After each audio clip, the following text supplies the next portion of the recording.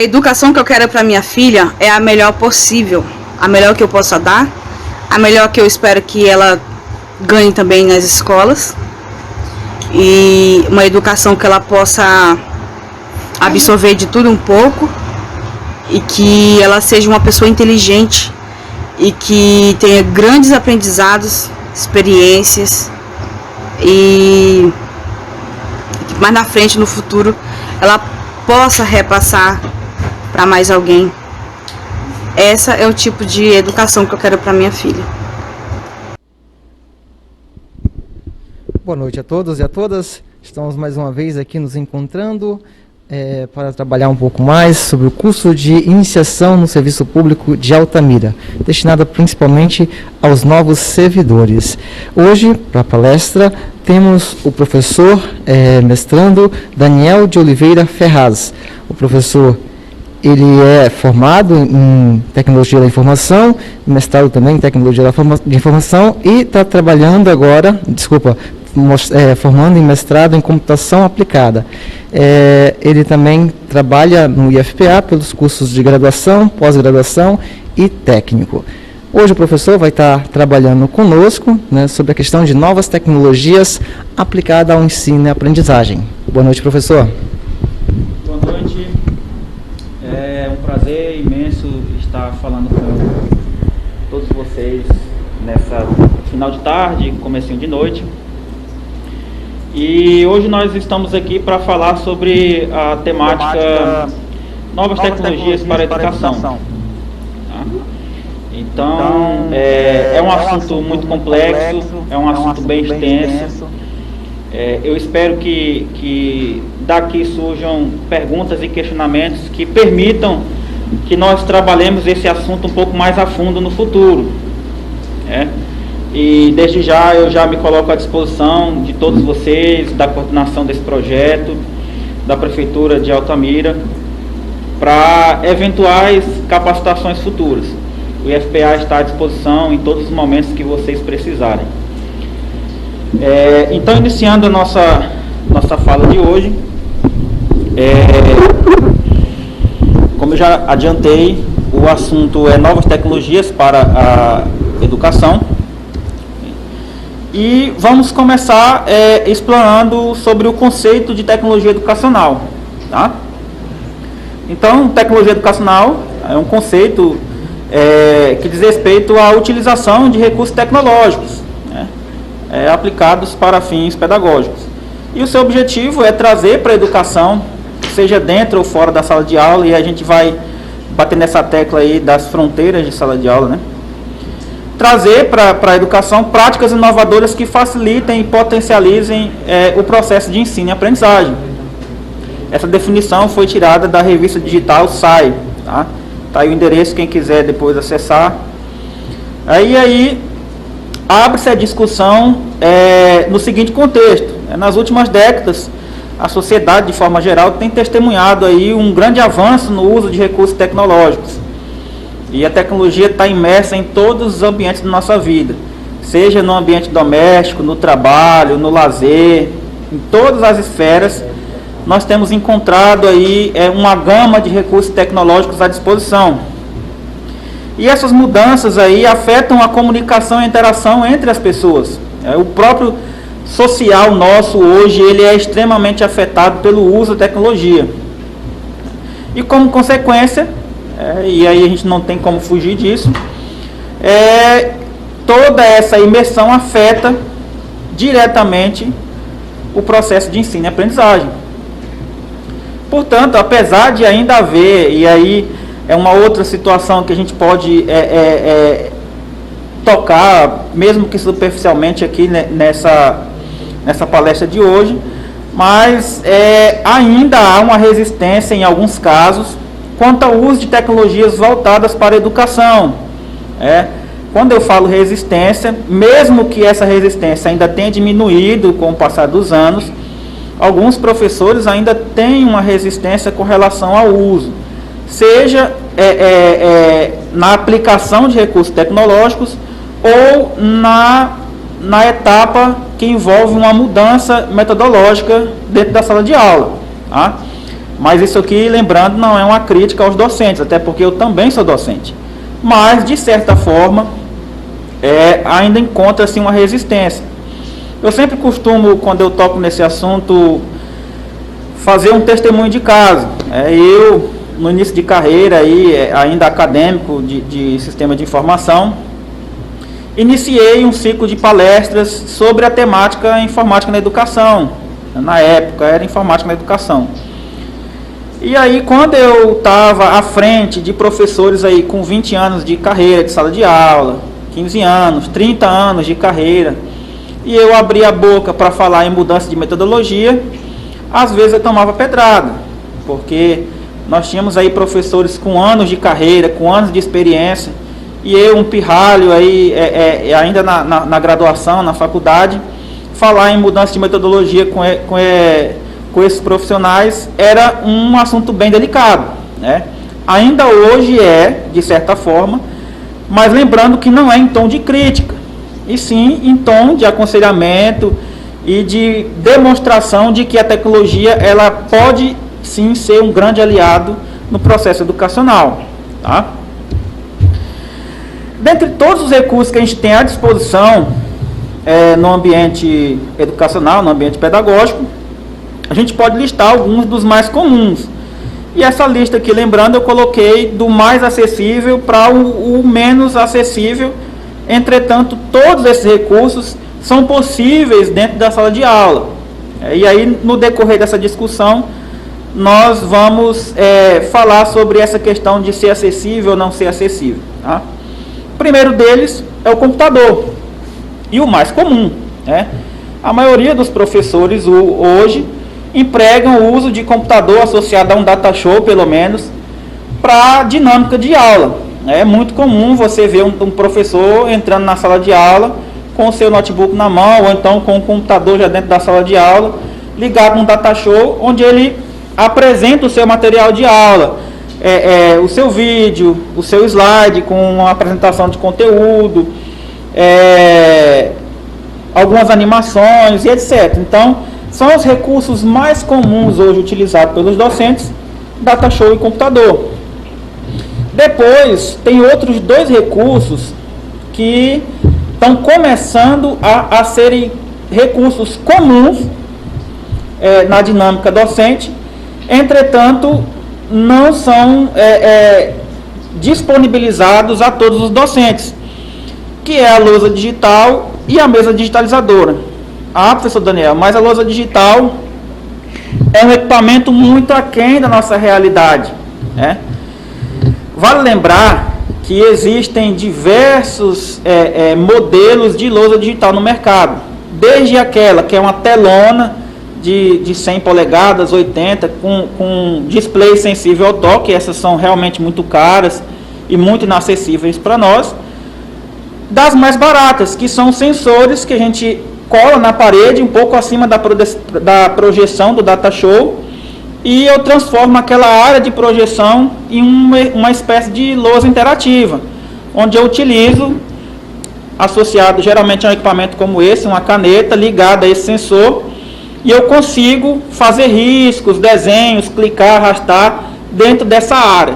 Esse tipo de equipamento, ele é bem mais acessível, são equipamentos baratos e que você consegue associar ao uso do data show e computador, já que é bem comum na sala de aula. Então, esses sim são perfeitamente possíveis serem adquiridos pelas escolas, prefeituras ou secretarias de educação, porque são recursos extremamente baratos, tá? Para a nossa realidade, de onde a gente veio para o patamar que nós estamos hoje, é um recurso acessível. E por último, já que a gente ainda tem realidades onde a lousa digital ela não é possível, a gente tem esse equipamento que é ainda mais barato nos dias de hoje, que eu não sei se dá para mostrar aqui, que é a mesa digitalizadora, tá? Nesse caso aqui, essa minha eu importei, eu costumo até brincar com os meus alunos e colegas de trabalho, se pesquisarem o PIB da China, provavelmente vai aparecer meu nome, porque eu compro muita coisa no mercado chinês. Mas tem no mercado nacional equipamentos com preços acessíveis, tá? É uma lousa que É uma lousa. É um equipamento que você conecta no computador. Geralmente ele é usado por pessoas que desenham, arquitetos ou desenhistas que fazem trabalhos de desenho digital, mas se mostrou uma ferramenta muito eficiente para substituir o quadro branco. Ora, se eu tenho um computador e um data show, por que eu vou usar o quadro branco se eu posso simplesmente desenhar aqui? Então, só para efeito de demonstração, no próprio PowerPoint, utilizando aqui a ferramenta de caneta, vai aparecer na tela para vocês aí. Durante as aulas eu posso utilizar o slide aqui, tá? Como quadro branco e resolver exercícios, fazer desenho, rabiscar o esboço de alguma coisa, simplesmente utilizando uma mesa digitalizadora. Então, é um equipamento perfeitamente empregável em metodologias de sala de aula e também um equipamento acessível para qualquer docente ou para qualquer escola que queira utilizar recurso tecnológico para enriquecer a sua metodologia de sala de aula. Lembrando, e eu costumo bater nessa tecla em todas as disciplinas que eu trabalho esse assunto, metodologia é individual de cada docente. Eu não estou aqui para ensinar metodologia, falar para vocês como vocês vão dar aula. A metodologia é individual, é o docente que vai criar a sua. O meu papel aqui é mostrar recursos tecnológicos que podem ajudar vocês a enriquecerem a metodologia de vocês. Quando eu falo em mudança de metodologia, é a gente abrir o olho para imaginar o seguinte: há 10 anos, 15 anos atrás, vou pegar como exemplo um professor de matemática. Ele ia ensinar tabuada para crianças do ensino fundamental, ele rabiscava no quadro. 2 vezes 2, aí as crianças gritavam. 4. 2 vezes 3, as crianças gritavam. 6. Era a metodologia utilizada antigamente. Pelo menos no meu tempo de escola, ainda se utilizava esse tipo de metodologia. E aí você pega um professor hoje, com um data show, um computador, uma mesa digitalizadora dessa. Aí ele vai lá, tem todo esse recurso, e ele vai continuar aqui na mesa digitalizadora colocando 2 vezes 2, aí os meninos respondem 4, aí ele vem e rabisca aqui. 2 vezes 3, aí os meninos gritam lá 6, aí ele vem e rabisca aqui. Qual foi a mudança metodológica que aconteceu? Nenhuma. Então, hoje a gente tem a possibilidade de utilizar esses recursos para enriquecer a aula. Imaginem, por exemplo, você ter aqui um modelo projetado aqui de órgãos do corpo humano, por exemplo. Eu tenho um software, um jogo, alguma coisa, e você pode utilizar a mesa digitalizadora para arrastar o pulmão, o coração, o fígado e mostrar onde fica localizado cada órgão, explicar qual o desenho, a cor de cada órgão e tornar a aula um pouco mais dinâmica, coisa que é impossível eu fazer num quadro branco ou num quadro negro, a menos que eu seja um professor expert em desenho, mas ainda assim eu vou gastar metade do tempo da aula desenhando esse aí no quadro branco, tá? Então, são recursos tecnológicos que podem ajudar a enriquecer a nossa aula, tá? Outros itens comuns também em sala de aula, tablet e smartphones. E aí, uma outra coisa que muita gente me pergunta, né? Professor, com relação a proibir ou não proibir o uso de smartphone dentro da sala de aula, sou a favor ou contra? Particularmente, aí é uma opinião muito particular minha, eu sou contra a proibição. Por quê? Lá no IFPA, a gente lida com públicos de faixas etárias bem diversas. Lembrando que o IFPA ele oferta o ensino médio concomitante com o ensino técnico, então é o médio integrado que a gente chama. Então a gente tem público desde adolescentes do ensino médio, primeiro, segundo, terceiro ano, até cursos de pós-graduação, onde eu vou lidar com públicos aí de 30, 40 anos de idade, tá? Ou às vezes até mais. E entre o público adolescente, às vezes é muito comum eu estar dando aula sobre determinado assunto, principalmente um assunto que eles estão muito ligados, que é tecnologia, e o aluno está lá no fundo da sala com o celular na mão, tentando me pegar na mentira. Isso, pelo menos na minha situação, é muito comum. E aí o professor ele tem que ter aquele velho jogo de cintura. Por que eu vou deixar esse tipo de situação atrapalhar a minha aula se eu posso utilizar a meu favor? Ah, você achou aí o tema que está pesquisando? Então me ajuda aí. O que o autor tal e tal fala? Dá uma pesquisada no Google aí, já que você está com ele aberto. E aí eu forço o aluno a participar da aula, mesmo que ele não tivesse essa intenção. Então, tablet e smartphone, eles podem ser utilizados sim como recursos educacionais dentro do ambiente de sala de aula. Lembrando que eu vou apresentar no slide um pouco mais à frente, um outro exemplo de jogos educacionais e softwares que podem ser usados dentro da sala de aula. O exemplo mais comum, e é o que eu vou mostrar daqui a pouco, é o Kahoot, que é um aplicativo que você cria um questionário, é um quiz, você coloca lá 20, 30 questões, um quiz, e você manda o link para os alunos num grupo de WhatsApp, e eles vão competir para ver, dentre essas 30, 40 questões, quem consegue acertar a maior quantidade. Todos eles vão ter o mesmo tempo de resposta, e no final do tempo eu vou contabilizar qual foi o aluno que se destacou naquela competição. Então, eu alterei a dinâmica da aula, simplesmente empregando o uso de tablet e smartphone, associado aos próximos itens, que são softwares educacionais e jogos educativos. Tá? Então, eu posso associar esses 3 itens da lista e enriquecer ainda mais a minha dinâmica de sala. Outro item dessa lista que também, pelo menos eu utilizo muito, são os livros digitais, conteúdos digitais, artigos científicos, teses de dissertação de mestrado e doutorado, ou até livros de domínio público, que eu compartilho com os alunos como material complementar. É um tipo de material que os alunos não vão ter acesso na biblioteca da escola, da instituição, mas que na internet eu consigo ter acesso e consigo compartilhar isso com os alunos. Então, vamos supor que eu estou trabalhando numa dinâmica aqui de banco de dados.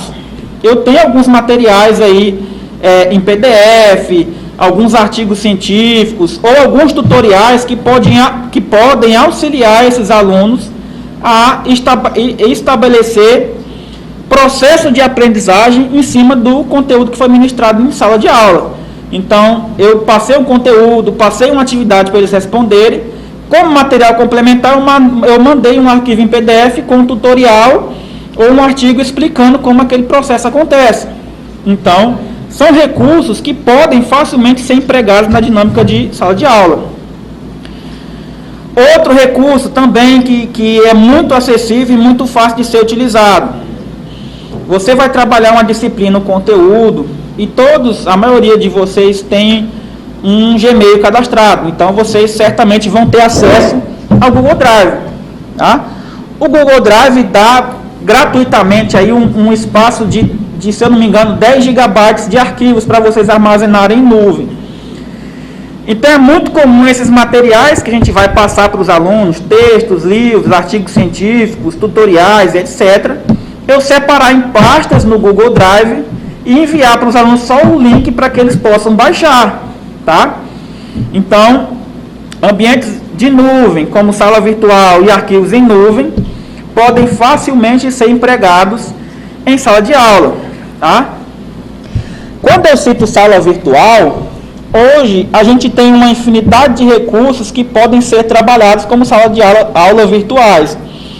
O exemplo mais comum é o que a Google disponibiliza, que é o Google Classroom, ou o próprio Meet, que a gente usa para transmitir videoaulas aí nesse tempo de pandemia. Tá? Só que o Classroom ele tem uma vantagem que é você cadastrar os alunos que vão ter acesso ao seu conteúdo, à sua aula, disponibilizar os materiais daquela disciplina e no próprio Classroom abrir o link para o Google Meet. Ah, mas a gente não tem acesso ao Classroom.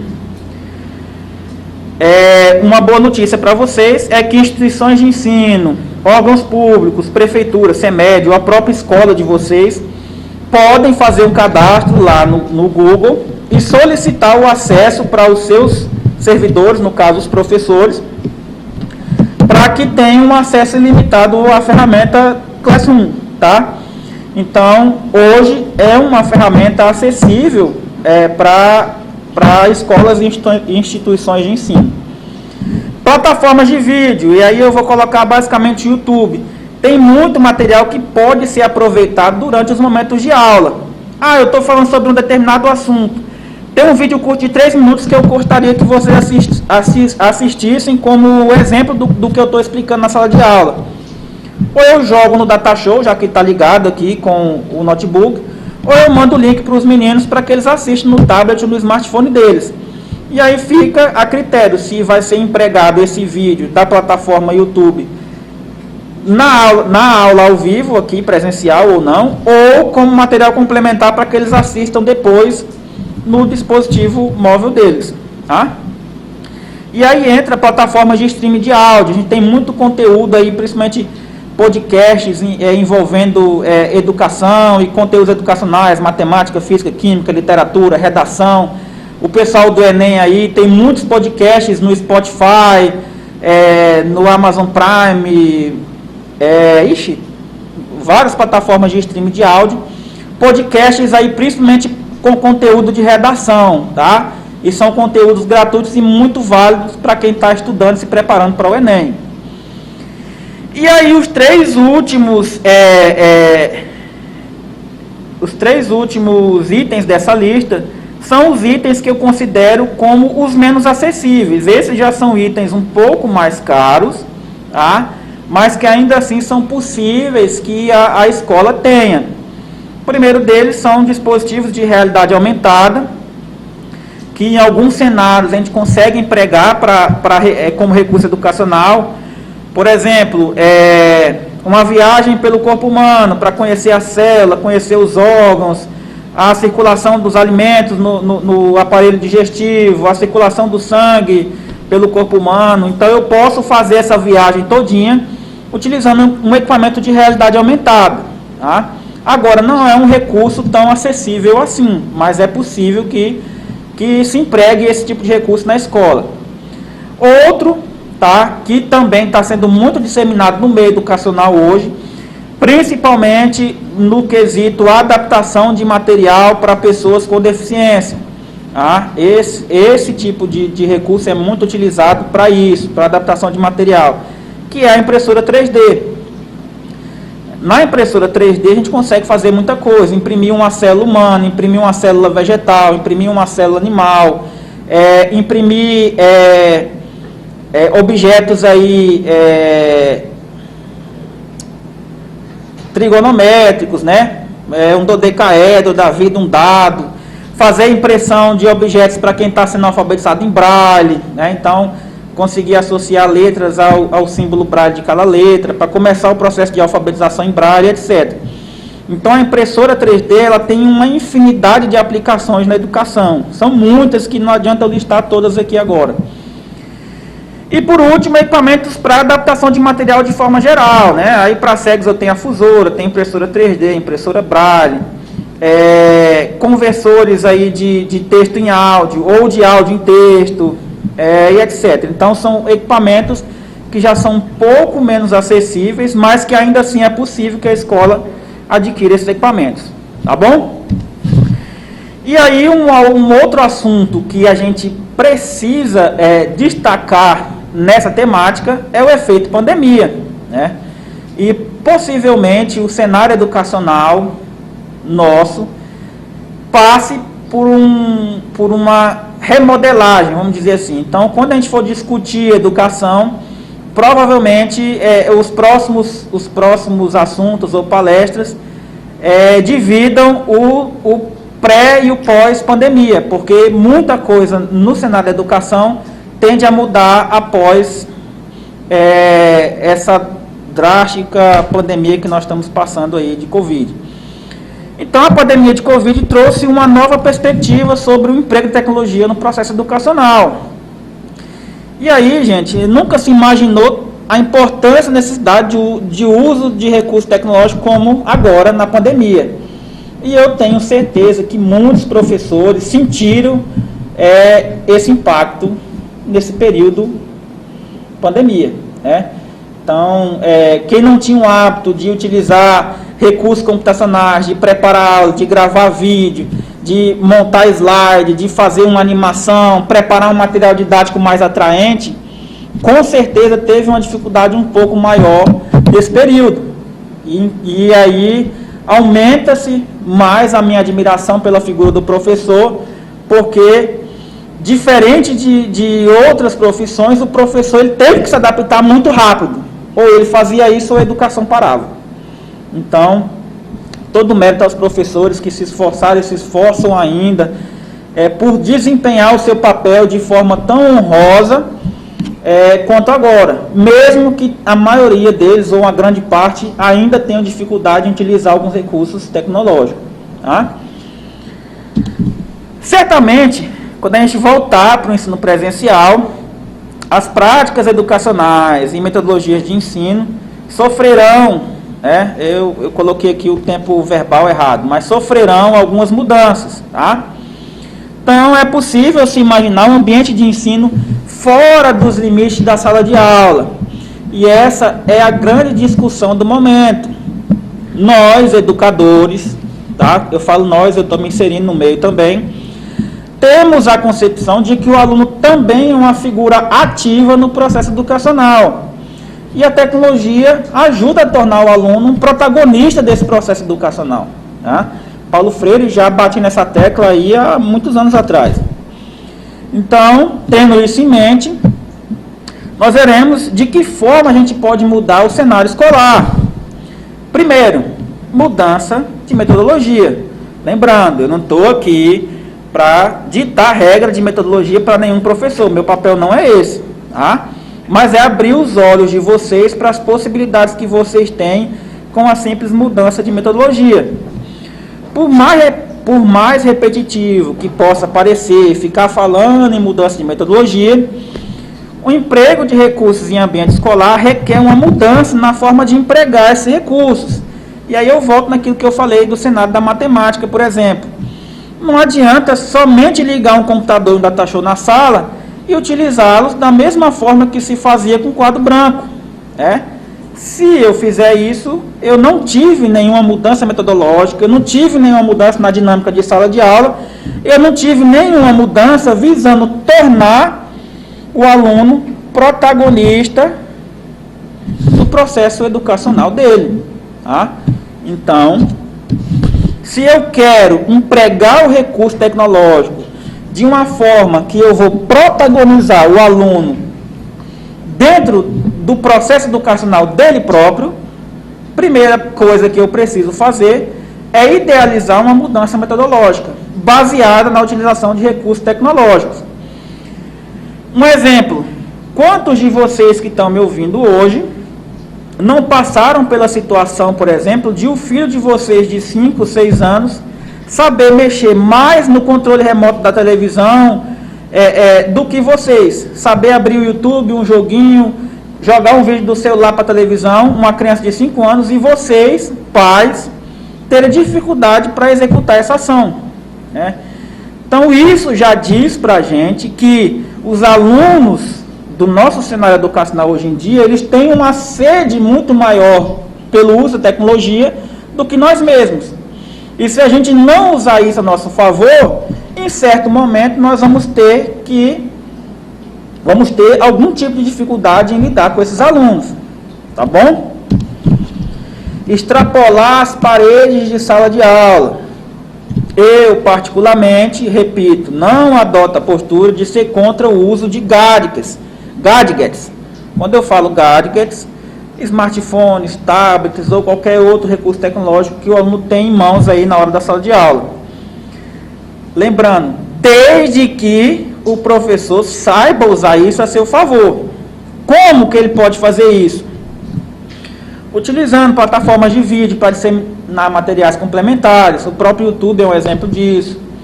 Compartilhando materiais complementares dispostos na nuvem através do WhatsApp ou qualquer outro mensageiro. Implementação de jogos educacionais competitivos dentro da dinâmica de sala de aula. E aí eu volto no exemplo do Kahoot de novo. Passar atividades para casa que podem ser monitoradas através do uso, por exemplo, do Google Classroom.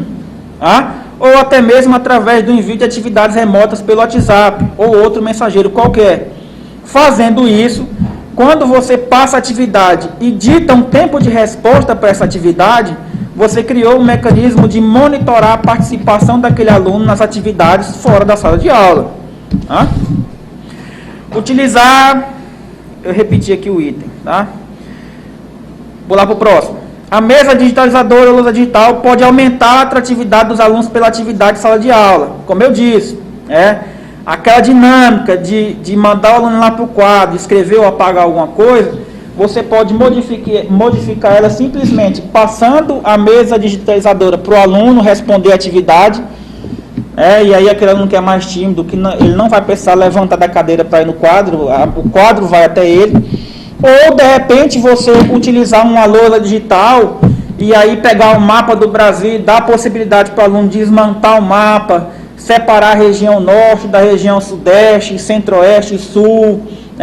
Então, você aumenta a dinâmica e, consequentemente, a atratividade do aluno por aquela atividade, já que eles são tão sedentos por recursos tecnológicos. E são recursos que, geralmente, eles não têm em casa. Então, se você apresentar uma novidade para eles dentro da sala de aula, você torna o conteúdo mais atrativo. Plataforma de armazenamento em nuvem pode substituir ou amenizar, o desperdício de material impresso. Muitas vezes a escola gasta uma fortuna aí comprando papel, imprimindo material para entregar para os alunos, apostila, alguma atividade ou alguma coisa, e aí os alunos acabam perdendo e saem jogando fora e etc. Quando você migra isso aí para materiais digitais, você envia através da nuvem para esses alunos, você diminui ou pelo menos ameniza o desperdício de material impresso. Recursos tecnológicos fortalecem a entrega de materiais de aula àqueles alunos que possuem limitações. Imagine o cenário de vocês terem um aluno cego na sala de aula e você conseguir, por exemplo, transformar todo aquele texto que você passa para os alunos, converter em áudio e passar para o aluno cego, para que ele possa ter o mesmo acesso ao material que os alunos videntes têm.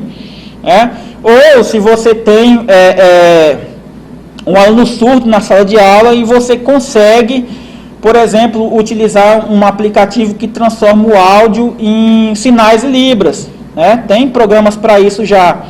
Então, se o aluno, em algum momento, em casa ou em algum ambiente que ele tiver, ele não tem acesso ao intérprete de libras, tem esse recurso tecnológico que podem adaptar um texto ou um áudio para sinais de libras. Tá? Experimentos científicos simulados, e aí entra aqueles recursos tecnológicos um pouco mais avançados, que são os de realidade aumentada, ou não, de repente você pode ter um material aí que possa ser destrinchado na lousa digital, mas você pode transformar experimentos científicos simulados em recursos que vão substituir substituir aqueles laboratórios multidisciplinares que geralmente as escolas não possuem, laboratório de química, de física, de mecânica. Então você não vai ter esse laboratório disponível, mas você pode fazer experimentos científicos simulados para substituir esses ambientes, tá bom? E aqui eu deixei esse slide em branco justamente para mostrar para vocês que na própria elaboração do slide de vocês como material de sala de aula, vocês podem simplesmente, associado à mesa digitalizadora, alternar. Então, entre um slide e outro, você pode deixar um slide em branco para utilizar ele como quadro. E aqui, você fazer as anotações de sala de aula, tá? E aí você, de repente, passa o exercício para o aluno copiar, ou você faz um desenho para ilustrar alguma pergunta que o aluno fez e não entendeu o que você falou, Então, aqui seria uma substituição, principalmente nesses tempos de ensino remoto, do quadro branco, tá? Eu utilizo um outro aplicativo de desenho, que é o Sketchbook, para ferramentas como ferramenta de substituição do quadro. Mas o próprio PowerPoint, se você não tiver acesso a esse programa Sketchbook, o próprio PowerPoint permite que você faça isso. Mas e para apagar isso aí que eu coloquei? O PowerPoint ele também tem a ferramenta borracha. Então você vem aqui e você mesmo apaga aquilo que você desenhou, tá? Então o slide em branco que você deixar no PowerPoint, ele pode facilmente ser usado como quadro durante a sua dinâmica de aula. Então não é desculpa na época de ensino remoto para aquele professor que não tem o quadro que ele usa tanto na sala de aula. Esse equipamento aqui não é equipamento caro, e eu particularmente aconselho todo professor a ter um, tá? Em algum momento você vai precisar disso. Eu vi a necessidade disso aqui antes da pandemia, quando eu já gravava aulas para ensino EAD, e eu precisei disso aqui em alguns momentos para ilustrar algumas explicações. E recomendo que todos os professores tenham, tá? Como eu disse, é um equipamento bastante acessível. Ok? E aqui, já partindo para o final, aqui eu tenho só a tela, por exemplo, de uma atividade feita no Kahoot. Tá? Então aqui eu tenho a pergunta em cima e aqui as 4 opções de resposta. Lembrando que o aluno ele vai ter um tempo determinado para responder cada questão. Ele vai clicar na resposta certa e vai avançar para a próxima pergunta. Tá? E aí no final do tempo, que todos os alunos vão ter o tempo similar, nessa competição eu vou ter aquele aluno que conseguiu atingir a maior pontuação. E aí eu crio uma dinâmica de competição da sala de aula.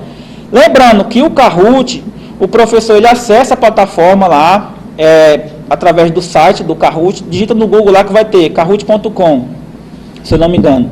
Lá o professor vai elaborar as questões, elaborar as respostas possíveis e vai criar quantas questões ele tiver. Terminou, ele salva a atividade e envia o link para os alunos, pode ser pelo WhatsApp. Então todos eles vão acessar no mesmo momento, vão ter o mesmo tempo de resposta, e eu alterei totalmente a dinâmica de sala de aula, tá? Então o Kahoot é uma excelente ferramenta para mudança na dinâmica de sala de aula, ok?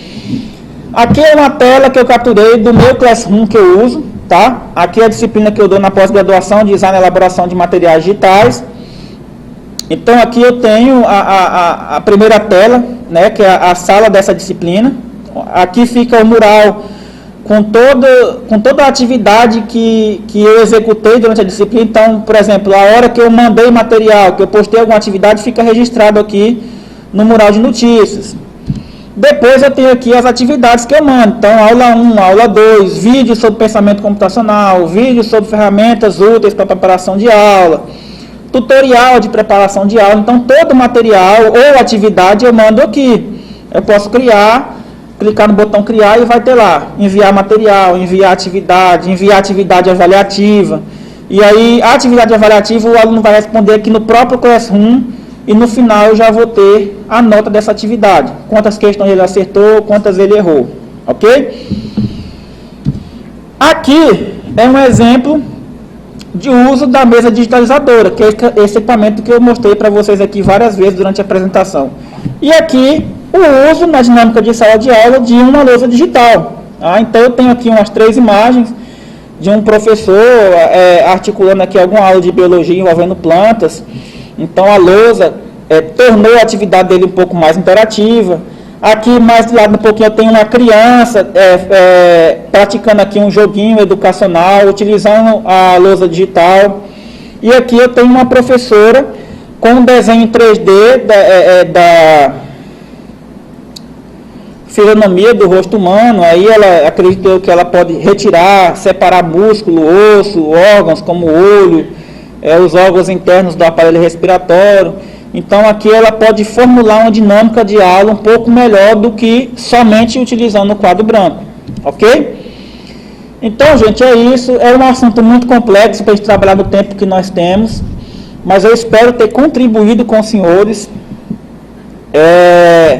nesse assunto. E mais uma vez eu reitero, me coloco à disposição para a gente discutir ou reformular isso em formato de curso com 3, 4, 5 aulas, e fico à disposição tanto da Secretaria de Educação quanto da Prefeitura e dos próprios professores que estão assistindo essa palestra, tá? Então é isso, agradeço a oportunidade de novo, tá? E espero que nós tenhamos muitas outras oportunidades para discutir assuntos como esse com vocês novos professores aí da nossa cidade. Tá bom? Um abraço a todos e a gente abre agora para perguntas, caso alguém tenha alguma pergunta a fazer.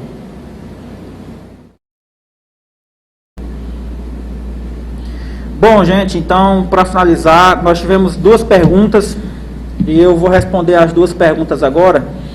A primeira pergunta do Anderson Lima, ele quer saber sobre o emprego de recursos tecnológicos em situações em que as crianças ou os alunos não têm acesso sequer ao WhatsApp, tá? Essa discussão, ela é muito ampla, mas como eu disse no começo, eu não estou aqui para ensinar a metodologia que o professor vai utilizar na sala de aula. Se o professor ele tem essa sensibilidade de identificar que o público dele não tem acesso ou tem o mínimo possível de acesso a qualquer recurso tecnológico, o emprego de ferramentas tecnológicas que ele vai adotar nas aulas deles é o que é disponível nas aulas dele. Então, se o professor ele tem uma forma, sei lá, um data show, um computador ou algum equipamento que possa tornar a aula dele mais dinâmica para esse tipo de público, o professor ele pode adotar essa tecnologia dentro da sala de aula. Como eu disse, aqui nós falamos em quebra de barreiras,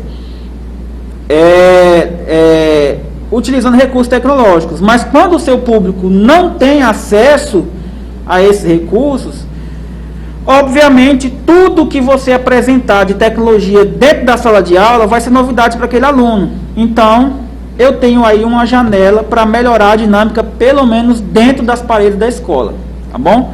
Então essa é a resposta para o Anderson Lima. E a Cristina Soares, ela perguntou quais recursos mais adequados para a educação infantil. E aí, Cristina, a resposta que eu vou te dar é meio vaga, mas a gente tem, hoje se discute muito, Cristina, a questão da gamificação na educação, tá? Então, utiliza-se muito, principalmente nas fases iniciais, nos anos iniciais de escola, a gamificação para a alfabetização, por exemplo. Então, você quer ensinar a fonética das palavras para os alunos, fazer associações silábicas para as crianças. Usa-se joguinhos educacionais para essa metodologia. Então, a gamificação ela é muito empregada nos processos iniciais de educação, alfabetização e os anos iniciais. Para matemática, por exemplo, a mesma coisa. Eu tenho muitos joguinhos educacionais que auxiliam no aprendizado da matemática por crianças, tá? Então, o modelo mais comum para as crianças hoje em dia são os jogos educacionais. Tá? Esse é o que eu mais aconselho, porque a atratividade das crianças por esse tipo de recurso tecnológico é muito grande, e a aceitação também, tá? E aí você cria uma forma de protagonizar essa criança no processo de aprendizagem. Você vai dar uma certa autonomia para ela dentro desse processo. O tempo que ela vai gastar aprendendo vai estar dentro dos limites dela. Por exemplo, na minha pesquisa de mestrado, eu estou trabalhando com uma dinâmica, que é um jogo educacional, que consiga melhorar a coordenação motora fina das crianças com síndrome de Down, para aí, a partir disso, preparar ela para o aprendizado da escrita motora, tá? Então, a gamificação, no caso da minha pesquisa, ela está sendo útil como uma ferramenta para melhorar a coordenação motora fina de crianças com síndrome de Down.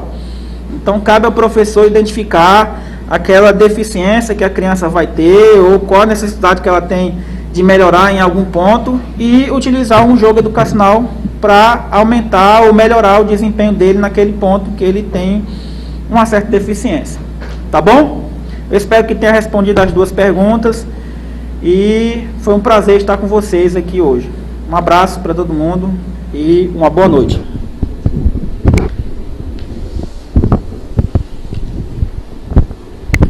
Obrigado, professor. Acho que foi muito produtivo, muitos recursos para nossa aprendizagem, também para o ensino e aprendizagem das nossas crianças.